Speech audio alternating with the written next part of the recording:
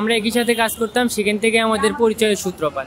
এরপরে আমরা সম্পর্কে জড়াই, এরপরে আমরা দুজনে একান্তভাবে দুজনে বিয়ে করি। পরের দিন আমরা ওর বাসায় বেড়াতে যাই।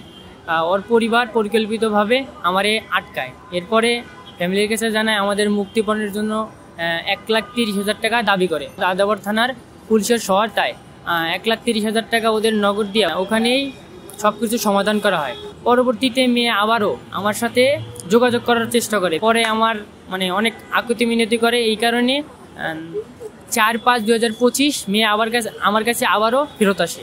এরপরে আমরা জজ করে গিয়া আবার বিয়ে করি। ওর প্রেমিক নাইম বিভিন্ন ধরনের সমস্যা করা শুরু করে। আমার ফ্যামিলির কল দিয়ে ফোন আলাপে অনেক হুমকি দামকি দেয়, বাসার সামনে এসে গিয়ে ঝামেলা করে। এরপরে মেয়ে নিরাপত্তা না পেয়ে নিজেই মোহাম্মদপুর থানায় গিয়ে একটা জিডি করে।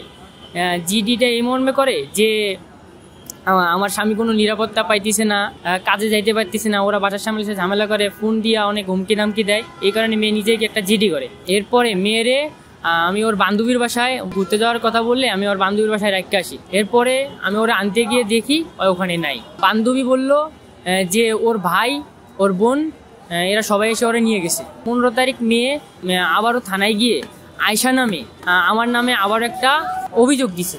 এই একই মেয়ে 2 থানায় গিয়ে 2 ধরনের নাম দিয়ে জিডি করছে। এই মেয়ে ছলনাবাজ, এটার একটা আমি বিচার চাই।